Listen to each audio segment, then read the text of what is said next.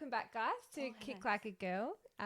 It is episode 19. We have Fiona Worts with us today, and my cat Weira has decided maybe she will join. Welcome. Thanks for coming. We're is that my what?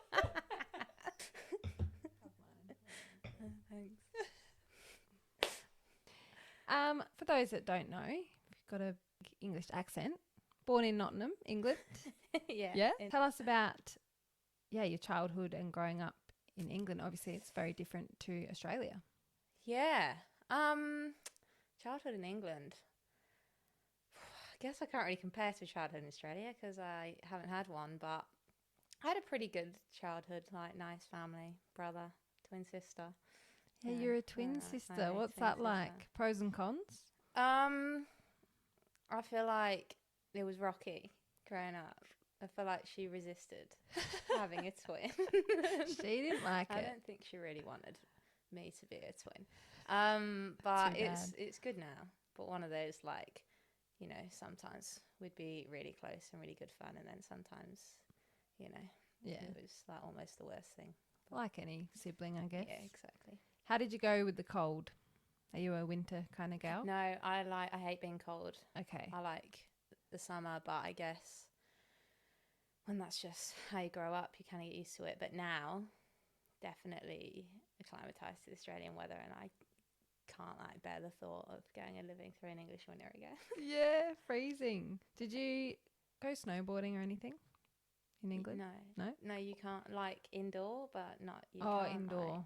Did you ever go to France or not to snowboard? I did go to France, but not for winter sports. Yeah, right. Yeah. And what was it like living so close to Europe? I guess like, you know, only a couple of hours and you can go to places like. Yeah, I mean, we were quite like we went abroad every year. We did like a 2-week holiday, like France, Spain, Italy. So I guess I didn't really see it as being quite lucky, but I guess it was quite lucky to be able to go abroad like every single summer holiday. Yeah, for sure. Do you have a favourite country? I really liked Italy. Yeah. I'm not actually sure why, but they were my favourite holidays really. Or Greece. Had some pretty fun holidays in Greece too. Yeah. Sweet. So yeah, obviously you're a footballer. You've had a pretty impressive career so far. Only 27. Yes. My age as well. Yeah. Twins. 96 club. Are you my twin? Yes, I'm actually Chloe. Yeah. Is that her name? That's scary. Yeah, that is. You're like, how did you know that?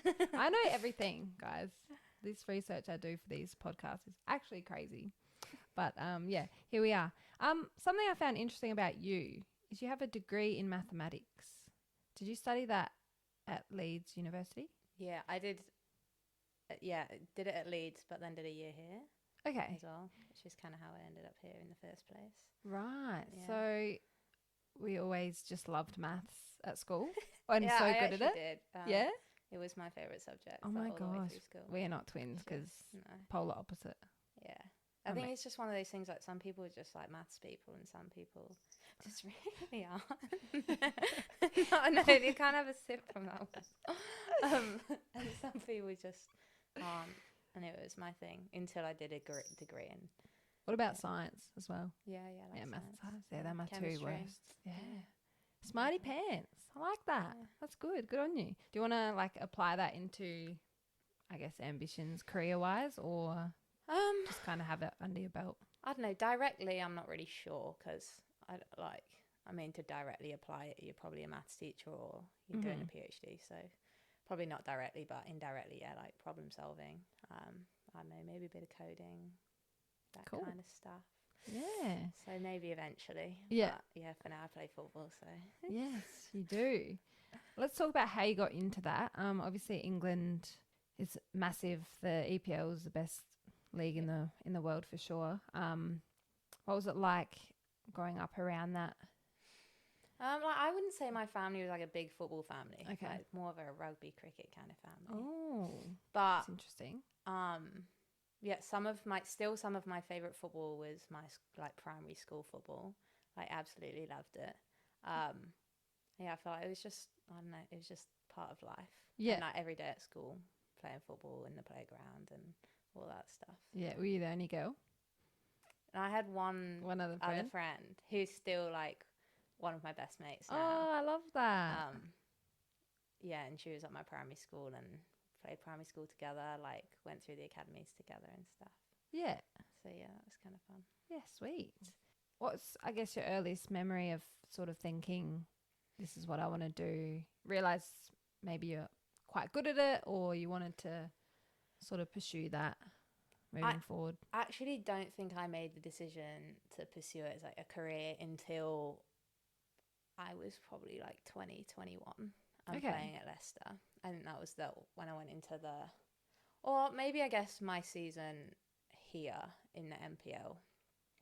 I kind of realised that I could do both. You know, when you've got players like, you had Cote and then like Jenna McCormack, and they're like playing multiple sports, and, you know, Cote's kind of like followed this dream like across the world. And I was sort of like, oh, maybe I can like work and play, and I don't necessarily have to stop doing it right now. I can kind of see how it happens. Yeah. So that's when I kind of got a bit determined to keep sort of trying to push up the levels. Awesome. So in 2010, you went to your first England camp, under 15s. Yeah. Yeah, you're like, I don't remember. It's so long ago now. You debuted against Ireland. Do you remember that? Was that in Ireland or in England? Do you remember? Like, it was the least exotic international call-up you could ever have. Oh. It was against Ireland, and it was about 30-minute drive from my house where this camp was. Oh. And like the camp before was in like the Netherlands, and the camp after was like somewhere else in Europe. I was like, I ended up in Ireland, but you know, that's just the way it is. And then you went 2 years after that. You started playing for Leicester in the under 17s. Yes. Is that you spent quite a bit of time at Leicester? Yeah. In overall. Yeah. So that was your kind of first taste of professionalism, I guess you could say. Even at an under 17 sort of level, did you find it really professional and, you know, just like how it was, or was it kind of like there was you guys and then there was the seniors? It was very separate. Okay. Like, there wasn't necessarily a natural progression from like the academy to like the first team. Because the way it's done over there, well, they used to be called like Centre of Excellences. And they're like FA run, and that was kind of where you had your links to the national like camps and stuff. But then like Leicester weren't in a particularly high league at senior level, and I think some clubs had like an under 19s and kind of phased you in, but they were relatively separate. But yeah, I mean, they did try and get me in straight away after I went into senior football. But I went off for a little bit and then decided to go back. Back. Yep, so you had 3 seasons at Leicester City in the senior squad. Yeah. Only 17 at that point. So that's pretty impressive. Do they have academies over there, or is that kind of what the under 17s is? Yeah, that's what that is. So like from my first year was under 11s, where they like in an academy and then went all the way up. Yeah, right. Just like the programs in general over there, just so much bigger, and it's a lot of... yeah, I think there's probably like higher like restrictions or regulations on the level of coaching and stuff. And yeah, they were monitored. You had to have a license to have academy. So I think it would have been the best place to be playing for a kid of that age. But I still think like come on so far, I'm sure since then. Since then, yeah, sweet. So then 2016, you thought you would come over to Adelaide. Yes. And pretty funny story about your time at Adelaide Uni and playing one game for Div 1. Yeah, I played one game for Div 1 because my contract didn't come through my transfer couldn't come through until like 2 weeks before the end of the season. Yeah, so how initially did you just literally reach out to Adelaide Uni because you thought... I went on the website. And why was that Adelaide? I was at Adelaide Uni. I was studying at Adelaide Uni. Oh, okay. So I was like, well, that makes sense. Yeah. So I just sent like a thing on the website. Hi, I'm Fiona. Can I come and play, please? I play for Leicester City. Like, can I come play? Yeah, you can play Div 1. just to test you out. Yeah, I had one game. So your contract hadn't come through. Yeah, you have to do the international transfer. Right. And it took like 7 or 8 weeks or something. Wow. Long. Yeah. So yeah, I got there in July and didn't play until nearly September or something. So, yeah. I can kind of remember around that time, because I'm trying to think, that's when I first moved to West Adelaide, about some Fiona chick playing at Div 1 or something at Adelaide Uni, or maybe I'd spoken to Laura Johns or something about you. But yeah, you eventually moved up to the WMPL and had a pretty crazy team. So who did you play with? Yeah, Laura Johns, Cotte, Jenna McCormack, Catherine Ebbs. Yeah, I know that. Chantal That Ryder, uni era. Emily Condon. Right. Yeah, stacked. I feel like I'm missing some Sounds people, like but that was it was a pretty good team. Yeah. So that was your first sort of taste of SA sort of football, and you're like, hey, it's not too bad. Yeah. Yeah. Yeah. Yeah, it was all right. Then you popped back to the UK briefly for the Vixens. How do you say that team? Guiseley Vixens in the UK. Yeah. What happened over there? Oh, that wasn't that great. They don't exist no longer? No, they don't exist anymore. Don't exist. But yeah, that was whilst I was at uni. Because I'd been playing... Right. The first couple of years I was at uni, I was playing for Leicester and going back for games. And then I was like, yeah, maybe I won't do that anymore. And find somewhere join closer. the club like up. That makes sense. Yeah, up cool. there. Then you moved back to Leicester for one more year. Yeah. So you have 54 appearances for Leicester City, scoring 36 goals, is yes, you do. Like, oh, very impressive stat.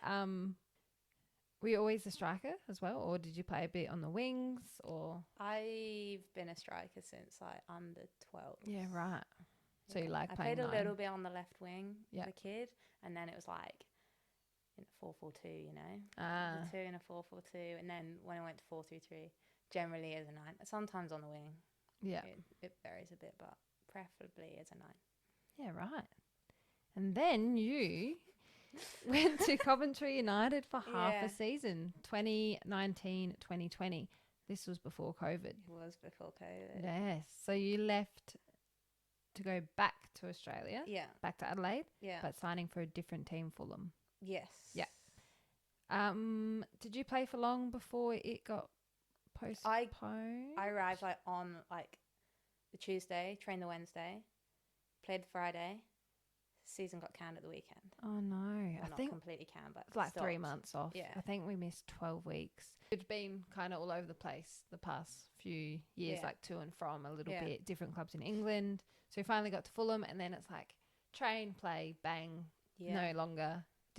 What did you guys do? Well, I was working with a coach, like doing S&C stuff and training stuff. So I was actually doing quite a lot of like gym and running and all that stuff while the season was out. Yeah, I don't know what I did with my time. Like we had a few like big nights in the house. Yeah. Like, party. Like drinking rum and tequila. Ew. And a few like together. Not a mix. Oh, just like how you in the said same that. night. Okay. That's still not great. No. Regardless. It was bad. Separately like, what bad. else do you do when you're in a pandemic and you're like been in the country like 2 weeks? Yeah, true. Did you have COVID early on? Or didn't you catch it till later? I didn't get COVID till I went back to England like 2.5 years later. Oh my God. Dodged it for that long. Yeah, right. Yeah. COVID seems so long ago now. Because I remember George and I just moved into this house and we were supposed to be getting all our furniture delivered. And then nothing, like everything pretty much got stopped because we were in literal like lockdown. I think it was like the 6-day one that only got cut short. Yeah. Incident. Yeah. And then that pizza man. And then we couldn't get anything delivered. And it was the Olympics. The Winter Olympics were on, I think, during that time. And we like had no couch or nothing, but our TV got installed like the day, but like a few hours before lockdown. I was so happy. So I was like sat on the cold floor. Oh no, I've pulled out the mattress. Had like, you know, so it was fine, but had a TV. So yeah, I watched the Could be Olympics worse. and you drank Tequila. rum and Yeah. tequila. Mm. Oh, I'm not a tequila gal. I think that's the best shot. Is that always your go-to? The Yeah, shot if with the someone's lemon gonna and make the... me, have a shot. Oh, I think I'm more vodka. Should have brought you some tequila. Absolutely not. You're probably just those days are long behind me now. long gone. We're getting old now. So then, yeah, COVID. You've been at Fulham. Yeah, how was those years at Fulham? How many seasons did you play there? 2? 2. 2? Yeah, it was fun. Good fun. Like, good people. Yeah, and I have some really good friends there now. And I think it was probably a great club to join, not really knowing that many people in Adelaide. And I was really well looked after as well, especially when the fact that like the season's just disappeared. And that's the reason I'm here. But yeah, I was still quite well looked after by the club, and yeah, it was good. Yeah, nice. I remember you scoring an absolute bomb against West Adelaide at TK Shutter. Do you remember? I think you guys scored first. Yeah, and then we ended up in like smashing 13, then the 13th minute or something like that. And we're like, yeah, we've got this. And then we lost 5-1. Do you know what? And I think some girls in the team at the time were like, why the hell have you done this? But I used to post in our West Adelaide WhatsApp chat all the goals. And I used to like, you know, great ball or whatever and great finish. And I'm like, just like classic me sort of thing to do. But that week I actually posted your goal. And I don't think anyone said anything, or maybe not to me later, or someone reacted to it. And I was like, we've just got to appreciate this finish because, like, we all love football. I just thought it was funny. I was like, maybe if you'd have lost the game, you'd have just, like, brushed over that's it. true. I was like, we won 5-1. Like, it's fine. It's fine. Just, it's a banger. We have to talk about it for a sec. Thanks. Adelaide United. So you signed there the 2020-2021 season. Yeah. How did that sort of come about? Is that from your performances with Fulham, or how did that sort of play out? Yeah, I'd had obviously like a decent season in the MPL, and then I think I'd spoken to Stance, Ivan, and they said come out to like the pre-season training, and then 4 months later I got a contract. 4 months later, that training through that summer. Obviously, that's like a professional contract. Yeah. We all know the pay isn't fantastic. It's pretty horrible, to be honest, if you ask me. But so you've had to sort of work as well. Yeah. So yeah, if you compare that to like the men's team, like they would probably get flown in. Yeah. They would sign. They would probably get a hotel for them. Yeah. You know, and getting like well and truly enough to live off, and then you can focus on, you know, your training every day. You don't have to try and juggle work commitments. So for you, how was that, and what did you do in sort of while you were first signing and playing for United? I mean, I think at that point, like, it was still pretty normal. Like, that's what I'd done in the UK. I was playing like semi-pro and working like a full-time job. So it was, you know, it was still quite nice for me to sign a professional contract and like almost have something, because before it had been, you know, almost for nothing, even though you're still playing a high level of sport. Right. But yeah, the whole time I've played in the A-League, I've had to support myself with other work. To begin with, like, I didn't really get to choose what work it was because I had to do my farm work. Yeah, because you're a visa. So farm work, potato farm. Yeah, it was actually like a potato shed. Potato shed. So I was grading the potatoes and packing them, or I packed them sometimes, but not always. Where was that? Mount Barker. Mount Barker. I have worked in a fruit shed as well. Yeah. Before apples. Oh, okay. Yeah. I used to pretty much grade them. Yeah. Send them back to seconds. Yeah. And you throw the you know. Like on the top, and then you've got your lanes, like all the different sizes. Oh, no? We didn't have different sized lanes. It was like, oh no, we did. They get sorted into like obviously weight, the different, and they come off on their cups. And then, look how you throw them into the bins. They go into the boxes, drag them, they go on a belt, down someone stacks them, off they go to Woolies. Yeah. Yeah. Yeah. Fun. I did that for like 5 years straight after school to earn money to travel. So like all my traveling is thanks to Flavels at Lenswood. Yeah. Shout out Flavels. Shout out. We love this. Potato and apple fanatics over here. Oh my goodness. Do you like apples still, or? I didn't eat them for a very long time because I used to get them from that place. So I used to just like bring a bag home and they were like fresh as. Yeah. Probably shouldn't be saying this, but I don't know how long they sit in that cool room to then go to Woolies and Coles. Yeah. So they're not as good, but I do like Cairnsy apples. Okay, yeah. They're quite crunchy and juicy, but I do not like Granny Smiths. Like, I don't like sour apples. They used to be my favourite. Oh. But I reckon they're not as good here as like English Granny Smiths, I have to say. I used to really like them in England, but I think they're very hit and miss too. Yeah, but apples are in general. You get a fluffy one. And it's just a lot of fruit is, I guess. Is there many different types of potatoes? Like there's different types of potatoes. I'm very ignorant in this sense. I don't know. Please don't ask me what they are. Name at least. This should have been your game. Damn it, missed opportunity. I think it would have been a very boring game when I've named like the 4 different types of potatoes.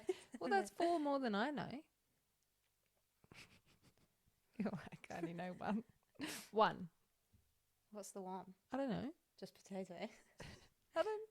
Wait, what are we talking about? Different types of potatoes. Wait, how you have your potatoes? No, like or an actual.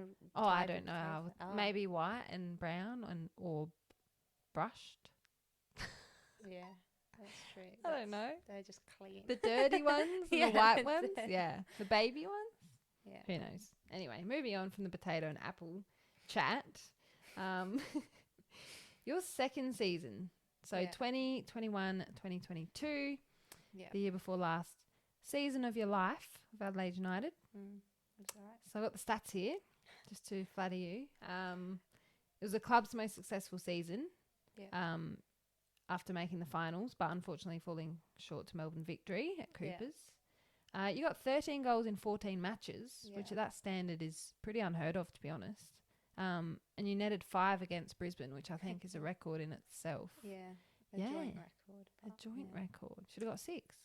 Come on. No one got 6. Should have got a double hat trick. Come on. Next time. Who knows? Maybe. Receiving the Golden Boot Award and the Julie Dolan. Tell me about how you heard or found out that you had won that, because you weren't in the country, were you? No, it was actually really bad the way I found out about winning it. Tell us. I got an email forwarded to me from someone of my Norwegian club saying like, oh, by the way, you can tell Fiona now. Oh. That's how I found out. But I'd also received an email before that being like, so basically I'd found out that I'd won some awards at United and needed to do some videos. I had asked the media guy in Norway, can we do some videos? Next morning, I get an email forwarded to me saying, oh, Fiona, is this like the stuff you were talking about? And I was like, no. And it's like an email saying, oh, Fiona's not meant to know this. But like she's won like the most like prestigious award of women's football in Australia. And can she do some videos for us, blah, blah, blah. So that's how I found out. But then the way that I was literally officially told was just them then sending an email like a week later being like, oh, by the way, you can tell her now. Oh my God. Like, fail. Cool. Little underwhelming. Yeah. I was going to ask, so obviously you sent a video in that they would have played at the awards, like, hi, thanks. Like, what do you say? I don't know. Well, they'd given me like specific questions I had to answer. Oh, okay. That's not too bad then. But it's very strange doing award like videos for that award because there's no emotion in it whatsoever and it feels so scripted. And I'm not a big fan of being on camera anyway. Oh, okay. Sorry about that. Yeah. So, yeah, I haven't looked at it. And you were having such a good year and obviously you got the Golden Boot for the club as well. Does that sort of thing cross your mind? Like, oh, maybe I'm up for that award, or do you kind of know you're nominated first, or you just had no idea? Did you know it even existed, or what? I think at the did I know at the beginning? I don't know, maybe like there's normally like an award for the best player or whatever. But I don't know, I tend not to really focus on those kind of things because you can't really control how good a season anyone else has. And, you know, you set those kind of targets, and even if you have a great year, you can still be second to someone else, and that's fair enough. But it wasn't until like the end of the season where I think other people had sort of, when they start talking about the awards, and then people had kind of said, oh, like, maybe me. And I was like, maybe. I don't know.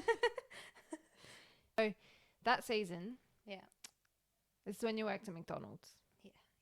And I've seen in a couple of different interviews, like there's a bit of a, like people are kind of talking about it a little bit, which again, I think is just crazy for you to perform, you know, that well while you're still having to work. You can imagine if, you know, the pay allowed you to devote more time to, you know, training throughout the day. Like obviously you guys train a lot, but you know, doing extras and stuff, you're going to have more time if you don't have to sort of work on the drive. Do you work at the drive-through? I did a bit of all sorts. Yeah. What's your favorite? In the end, what's favorite? Drive-through is a bit hectic. Like it was a bit rushed. Oh, because you have there's like, limits, drinks isn't there? was fine. All the coffees wasn't so bad. Okay. Yeah, like it's quite like push for time manner. Yeah. Work quickly, and if something goes wrong in the drive-through, and everyone's like, "What's going on?" Can you just move to the waiting bay, please? Do you have to say that much? I hate being told that. Like I'm not. Yeah. Just give me my food. Yeah. You're like, oh my god, just wait. Yeah, when you think you you're get going really like for a impatient quick people. experience with drive-through, and then fast food, then it's not so fast food. That's okay. That happens. I can just imagine everyone in there trying their best, or maybe not. Who knows? But yeah, right. So you make coffees as well? Yeah, a little bit of coffees. A little bit. What about on the front on the inside? What Maccas was this, by the way? It was Morfettville. Like down by the race course. Near Bacalla. Yeah. I know the one. Yeah. Haven't been there. It's not in my neck of the woods, but nice. Do you still work there? No. Long gone. And then the 2022-23 season. How do you kind of move into a new season having, you know, the kind of season you previously did? Did you find many challenges, or was it kind of just like go with the flow? Yeah, well, I think a lot of time had passed, like between that season and the next season. Like a lot had happened. Like I'd obviously moved over to Norway, been through all that, and then come back. So it was a lot of time had passed, and things were very different, and my expectations by that point had changed a lot. It was probably stranger going from that season in the A-League to then in Norway, because you kind of just want to keep it. It's like you don't want that season to end. You want it to keep going, but then obviously, you know, inevitably it does, and you have to kind of start again, and you want to keep the momentum, but you've got a whole new culture and like a whole new team, and no one really knows or like cares about any of it. Which was strange and a bit tough, like to get used to at the beginning. But so you joined LSK. How was life in Norway? I've heard it is beautiful over there. Yeah, it is. Like it was quite. Had you been previously? I'd been once, like over to Bergen on like the west coast, and I was living like close to Oslo. And like most of the pretty bits of Norway aren't near Oslo. Like Oslo is a city, and it's a nice city, but all the pretty fjords and stuff are like on the west coast, which I didn't really get to see. So I didn't have a car, I didn't really have the time. I think like it could be so nice to live in Norway if you're working normally, because like there's a nice work-life balance. People go to their like shacks in the mountains or whatever on the weekends, but you can't really do that because like you're playing a game, and it was like it's a bit cold and like quite quiet and expensive. So didn't see Erling Haaland while you were there? I did not. Oh no. damn, that's unfortunate. I think you'd notice him. Is like, I think you might have been elsewhere. maybe winning a treble at Man City. Oh no, not then. No, not quite. Dortmund. Just about to move to Man City. Worked at Kite, which was a major sponsor for Adelaide United. Yeah. How was that? That was great. Yeah. Yeah. Good Loved fun. working at Kite. Shout out to Kite. Yeah, it was a great place to work. To Kite. Yeah. Was that doing more of the mathematics sort of side where you could bring that in? Yeah, a bit of financial stuff, lots of spreadsheets. Yeah, it was nice. They thought I was smart, which was really nice. Yeah, bit of a shift from the yeah. drive-through. Yeah. Nice to be back doing like, I don't know, I guess stuff that uses that side of your brain. Yeah. And yeah, really nice environment. It's, good. Awesome. Obviously, this brings us to the next part of your career. So moving forward, it's a bit, you can't reveal too much, but can you tell us, what can you tell us about the next, 6 months? Yeah, playing in the A-League. Took me a while to decide what I was going to do. Yeah. But eventually I've made the decision. So yeah, leaving Adelaide tomorrow. Oh. Yeah, Snuck new you adventure. New adventure. Wow. Crazy. I would kind of want to try and guess, but I won't do that to you. Yeah, please don't. Yeah, can't lie. If you're anything like me, I would say one team, and if it was correct, you would be able to tell instantly. Yeah. But it's fine. I won't. Some questions for you. Okay. My mum would like to know. Your mum. Every episode. What would you consider your biggest asset on the pitch? Good question, Mum. Probably my left foot shots. Yeah, left foot. Left foot seems to be the one that gets people. That's the thing that people say about me. Yes, the blonde girl with the left foot. I feel like lefties are just that extra bit more special. Like I could think of Stella straight away. LJ. Yeah. I think it's just because it's like a little bit unique. Yeah. And like a lot of people, like if people who are right-footed tend not to, generally aren't so great with their left foot. So then just the fact that you can use it like, it's how's just a your bonus right foot point, then? even if it's not any better than anyone else's right foot, Yeah. How's your right foot? Yeah, I'm really against like not using both feet. So I use would, both? I use both, but it's when you left-footed, like people like it. Yeah. So you're like, yeah, I'm left-footed. Do you know what the other thing I noticed about you? I think we're similar in this sense. Both worked at Apple and Potatoes, both 96. Done our time in the hard graft. Yeah, exactly. The farms. Is when you run, like how red our faces go. Like after warm up. Yeah. Is that a thing for you? Yeah, my face is so red. Like, I don't sweat that much, but my face. Same.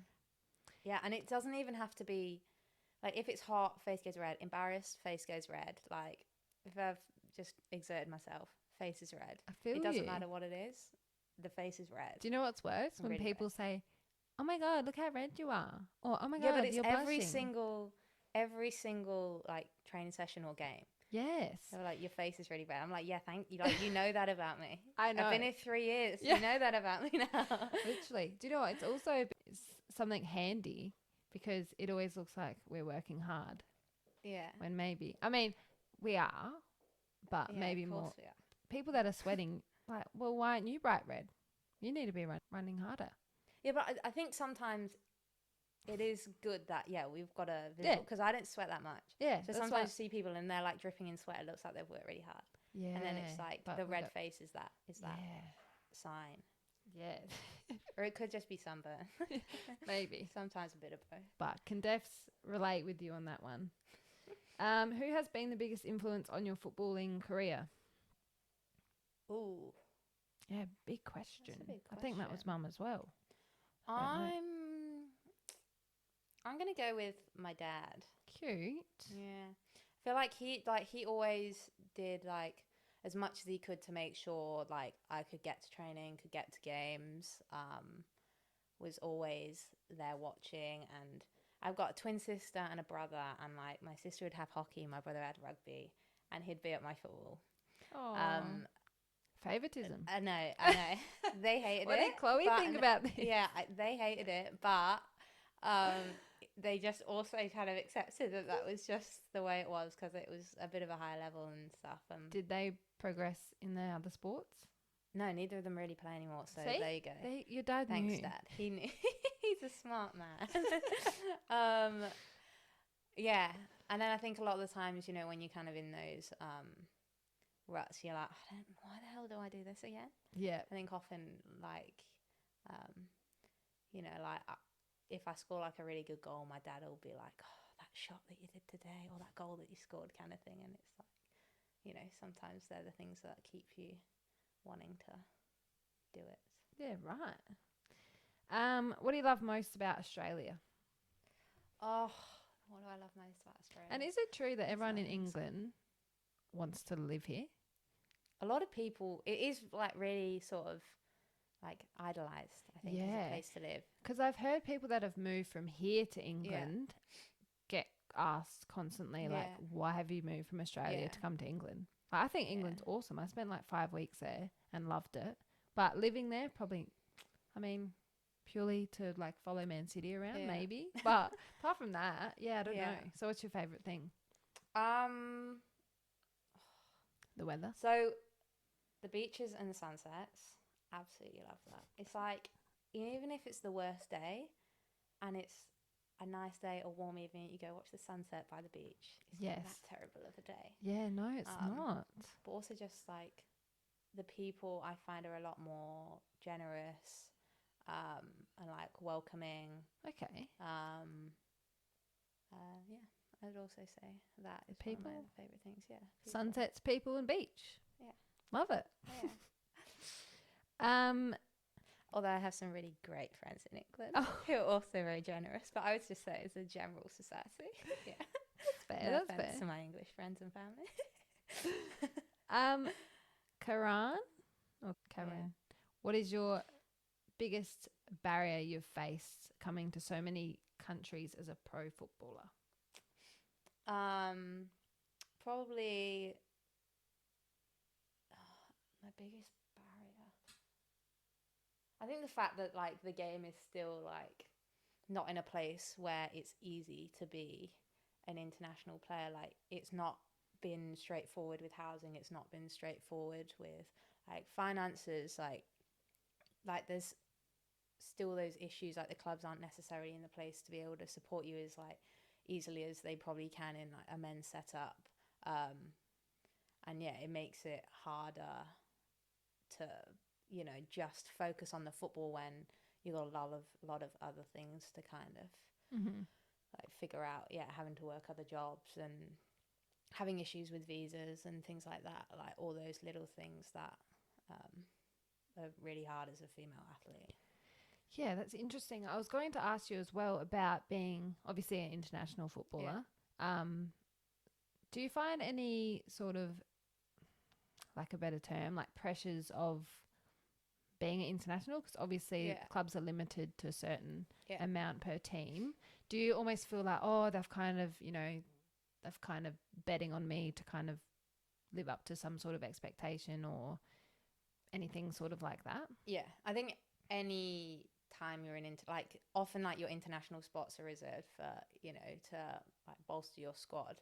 And I got in some ways like lucky with my first season at United. I think in previous years they wouldn't have ever looked locally to fill an international spot, but just because of the way things were with COVID, they sort of, you know, like lowered their eyes a little bit. I was able to kind of prove I deserved a spot in the squad.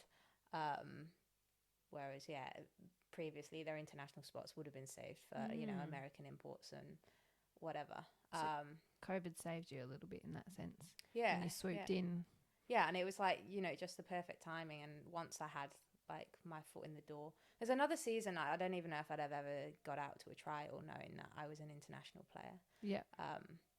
And I think that was always the hardest bit. Like if I'd been a local player, I would have had a contract, but as an international spot, it was a lot harder to secure a contract. And the same with my second year. I'd have probably already had a spot for my second season had I been a local player. But as an international player, it was like, I kind of need to see where I need to use that spot and what I need to fill. And maybe it'll be you and maybe it'll be something else. Yeah. Interesting. Can you see yourself ever coaching? Not really. I coached the under 11s girls team at Fulham, and I did really enjoy that. And it's been really nice having those girls that I coached like come out to my games and that sort of thing. But I don't know if it's really for me. I think I'd prefer being sort of like a one-on-one individual coach, like mental kind of thing, than like, you know, managing an entire squad. Yeah. Because that's not really, I don't know, that's not really, I'm not one of those players that, you know, tries to sort of take control and organise the team. Yeah. And I think, yeah, I don't know, it just doesn't really appeal. Yeah, not for everyone, that's for sure. If you could play for any team in the world, who would you choose? I think it would be pretty cool to play for Liverpool. So I was like, that was the only shirt I had as a kid, other than an England shirt, was a Liverpool shirt. So is that your team? Oh, well, yeah, when I was a kid. Not so much now. Do you watch football? I watch international football, but I don't. And like highlights, but I don't really follow anyone. Like, I'm not waking up at 3 o'clock to watch an EPL game. So I'm more likely to watch the like Super League than I am to watch EPL. So yeah, big games. You know, maybe Champions League finals and stuff, but I'm not watching every single week. Yeah. Yeah. Speaking of watching football, the World Cup has just been. Yes. Obviously, as an English woman. Yeah. And England making the final. Yeah. Were you there? You were there, I was right? there, yeah, you were there. How was that? Obviously, not the result. It was pretty cool. Yeah. It was pretty cool. Yeah. Just to be in Australia watching England play, like watched England play at Cooper's. Yeah, that was cool. Which was pretty cool. I played there. Yeah. And then watching England there. Yeah. Like, how nice. And it was just such a good World Cup. I was so impressed. Yeah. Just the first game I went to see in Sydney, the quarter, just the atmosphere around Olympic Park was just ridiculous. I was like, I can't believe that this is a women's World Cup. Yeah, how I've good. been to the 2019 one, and the atmosphere was just nothing in comparison. Yeah. It was so cool. Yeah, I think being in Melbourne at the time, there was just like this, especially around like, Amy Park or Melbourne Rectangular Stadium, I think they called it, which I always laugh because obviously like they can't Is Melbourne Rectangular Stadium the same as Amy Park? Yeah. Is it? I think, yeah. So I think because they can't name them for that's why sponsored it's or like rights to it. But I didn't even realise that was it. Yeah, can they think of a better name? Welcome to Melbourne Rectangular Stadium. I'm just like, this is so weird. Obviously it's Amy Park and you can't have it, but like, I don't know. Wow, surely okay. make it a competition, like some little girl name that stadium or something. Yeah. Surely they come up with something better than like the literal shape of the. Yeah. Cool. We're gonna play a quick little game. Okay. What kind of game? So, as we've spoken about, you worked at McDonald's. Yeah. So I want to know how well you know the menu. So I'm going to make some orders and you have to try and tell me how much it'll cost. I don't even think the prices are the same at each in McDonald's. Roughly. Okay. So I'll give you like a 2 or 3. Okay. So it's called within the dollar, okay? Okay.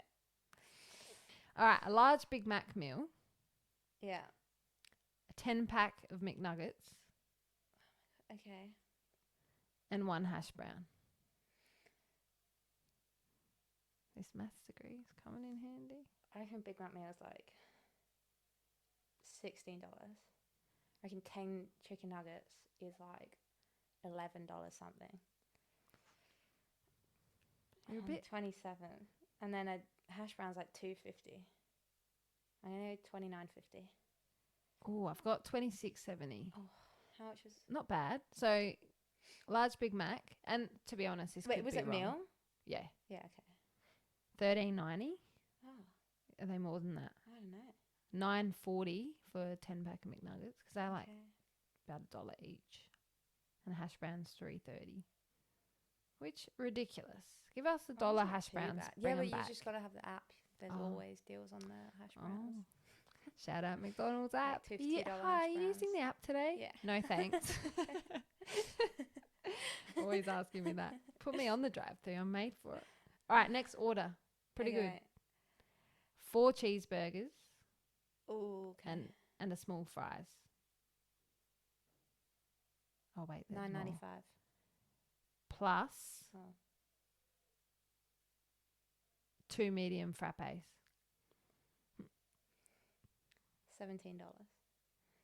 4 cheeseburgers. But on the cheeseburgers, $2 or something? No. Oh, they're like $2.35. No. Aren't they on like the little saver menu? Or was it just a deal that we had? Maybe.